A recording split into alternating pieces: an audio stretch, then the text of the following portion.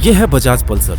कहते हैं कि इस बाइक ने बजाज को डूबने से बचा लिया था। और एक टाइम था जब बजाज चेतक स्कूटर इंडिया में मिडिल क्लास फैमिलीज के लिए एक इमोशन हुआ करती थी। आज बजाज ऑटो इंडिया की सेकंड लार्जेस्ट टू व्हीलर और दुनिया की नंबर 1 थ्री व्हीलर कंपनी है। सालों तक इस कंपनी ने इंडियन टू व्हीलर मार्केट पर राज किया है, लेकिन एक दौर ऐसा भी था जब कंपनी के बंद होने की नौबत आ गई थी। तब जापान के कावासाकी मोटर्स की KB100 और कैलिबर जैसी बाइक्स ने बजाज को डूबने से बचा लिया था। लेकिन आगे चलकर ऐसा क्या हुआ कि बजाज ने कावासाकी का साथ छोड़कर ऑस्ट्रिया की KTM में अपनी दिलचस्पी दिखानी शुरू कर दी। क्या कावासाकी ने बजाज को धोखा दिया था? इन सब सवालों के जवाब के साथ ही आज हम बजाज ऑटो की पूरी जर्नी डिटेल में जानेंगे इस वीडियो में।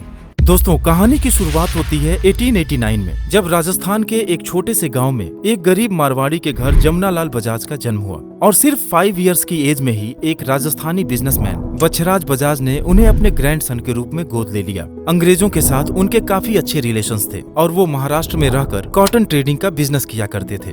केवल 4 साल के फॉर्मल एजुकेशन के बाद ही जमुनालाल भी इसी बिजनेस से जुड़ गए और बिजनेस के तौर तरीके सीखने लगे। बच्छराज जी की डेथ के बाद जमुनालाल बिजनेस को अपने हाथों में ले लिए और 1927 में Bachhraj and company private limited के नाम से एक नई कंपनी की नींव रखे और इस तरह बजाज ग्रुप के विशाल बिजनेस एम्पायर की शुरुआत हुई।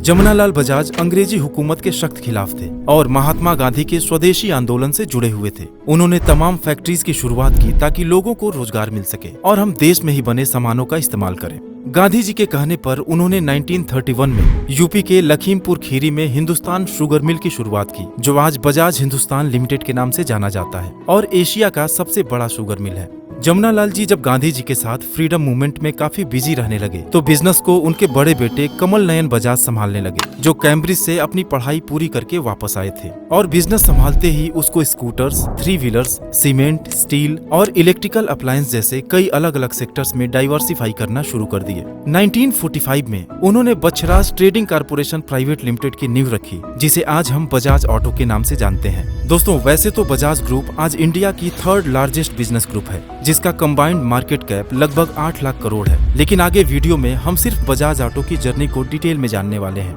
आजादी के बाद हमारे देश में टू व्हीलर्स की सख्त जरूरत थी, लेकिन हमारे पास न तो इसकी टेक्नोलॉजी थी और न ही रिसर्च और डेवलपमेंट की सुविधाएं, और साथ ही गवर्नमेंट की तरफ से इतनी पाबंदियां थी कि कोई भी विदेशी कंपनी इंडिया में अपना बिजनेस नहीं कर सकता था। इसलिए कमल नयन बजाज यूरोपियन कंट्रीज से टू व्हीलर्स और थ्री व्हीलर्स इंपोर्ट करके बेचने लगे। फिर साल आया 1959, जब उन्हें गवर्नमेंट से प्रोडक्शन का भी लाइसेंस मिल गया और अगले ही साल कंपनी को बजाज ऑटो के नाम से एक पब्लिक लिमिटेड कंपनी बना दी गई। लेकिन अब मुश्किल तो ये था कि आखिर प्रोडक्शन किया कैसे जाए, और इसके लिए बजाज ने इटली की एक फेमस ऑटोमेकर पियाजियो के साथ एक डील साइन किया, जिसमें उन्हें वेस्पा स्कूटर के भारत में बनाने और बेचने का लाइसेंस मिल गया। वेस्पा पियाजियो की एक सक्सेसफुल स्कूटर थी जो इटली और दूसरे यूरोपियन देशों में काफी पसंद की जाती थी, और इंडिया में भी लॉन्च के बाद इसे लोगों का काफी अच्छा रिस्पांस मिलने लगा। और फिर 1965 में कमल नयन बजाज ने अपने बिजनेस की सारी जिम्मेदारी अपने बेटे राहुल बजाज को सौंप दी, जो हार्वर्ड बिजनेस स्कूल से MBA की पढ़ाई कंप्लीट करके वापस आए थे। राहुल बजाज कंपनी के बिजनेस को तेजी से एक्सपेंड करना चाहते थे, लेकिन एक तरफ जहां गवर्नमेंट के परमिशन के बिना कुछ भी कर पाना पॉसिबल नहीं था, वहीं दूसरी तरफ 1971 में पियाजियो ने भी अपने लाइसेंस को रिन्यू नहीं किया।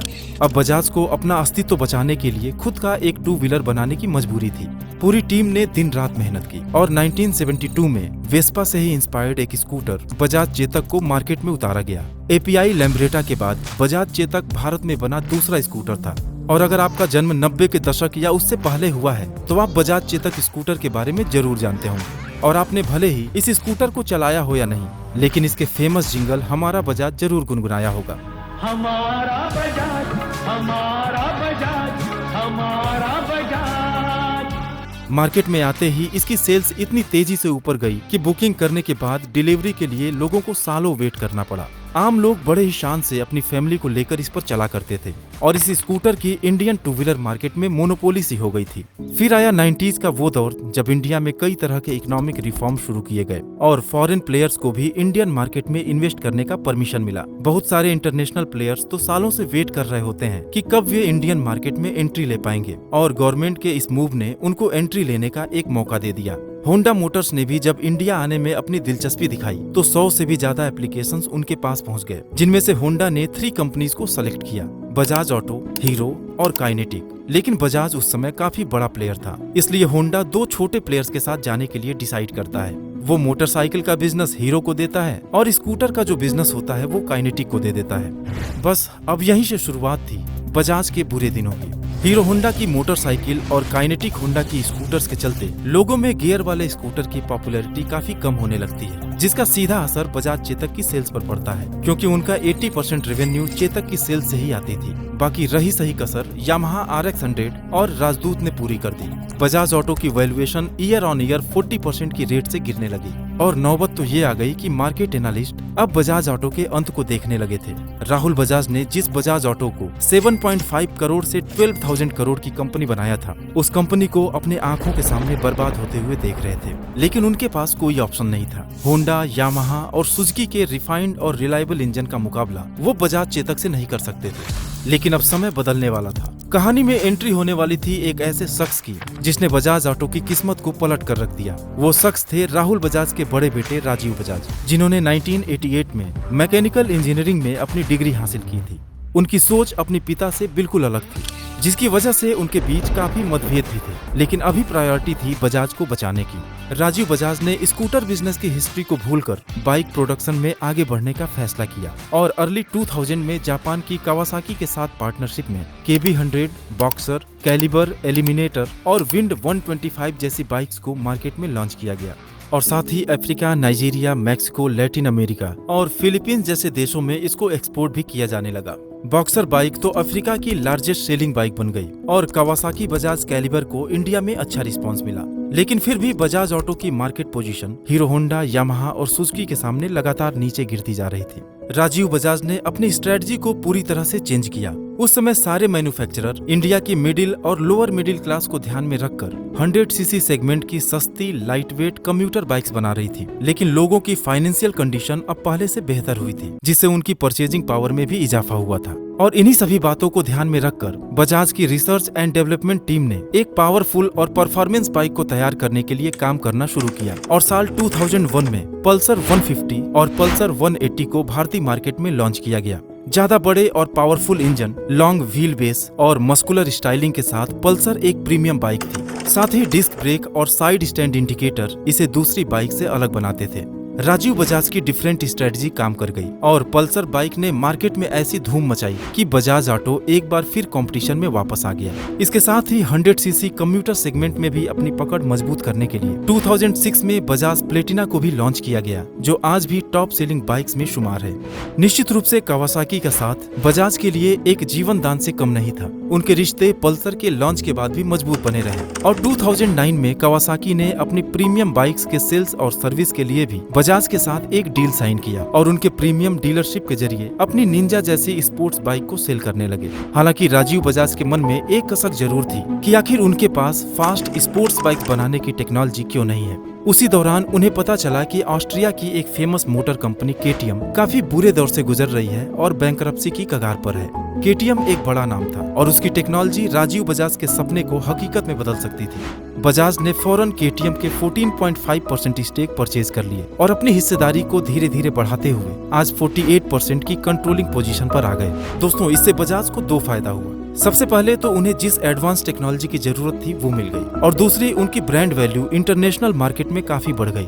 बजाज ऑटो ने KTM की मदद से अपने पल्सर ब्रांड को अपग्रेड करके पल्सर NS और RS सीरीज को लॉन्च किया, जिसका आज यूथ में जबरदस्त क्रेज है। दरअसल ऑस्ट्रिया में KTM बाइक्स की मैन्युफैक्चरिंग कॉस्ट काफी अधिक थी, इसलिए उनकी बाइक्स काफी महंगी हुआ करती थी। लेकिन जब उसका प्रोडक्शन बजाज ने इंडिया में शुरू किया तो प्रोडक्शन कॉस्ट में लगभग 30% की गिरावट आ गई और जब 2012 में एक अफोर्डेबल प्राइस के साथ KTM ड्यूक 200 को लॉन्च किया गया तो यह बाइक काफी पॉपुलर हो गई और इसकी सक्सेस से इंस्पायर्ड होकर KTM ने ड्यूक 390, RC 200 और RC 390 मॉडल्स को भी मार्केट में उतार दिया। लेकिन दोस्तों, KTM से बजाज की नजदीकियां कावासाकी को चुभने लगी, क्योंकि कावासाकी और KTM दोनों एक ही सेगमेंट में बाइक्स का प्रोडक्शन करती थी और इंडिया में KTM बाइक्स का रेट नीचे आने से कावासाकी की सेल्स पर काफी असर पड़ने लगा। हालांकि ऑफिशियली तो इस बात को कहीं कहा नहीं गया, लेकिन कुछ रिपोर्ट्स की अगर माने तो बजाज और कावासाकी के बीच मार्केटिंग और ब्रांडिंग को लेकर कुछ डिस्प्यूट काफी दिनों से चल रहा था और बजाज के मुश्किल दिनों में भी कावासाकी ने अपने स्पोर्ट्स बाइक की टेक्नोलॉजी भी शेयर नहीं की, जिसकी वजह से बजाज मैनेजमेंट उनसे खुश नहीं था।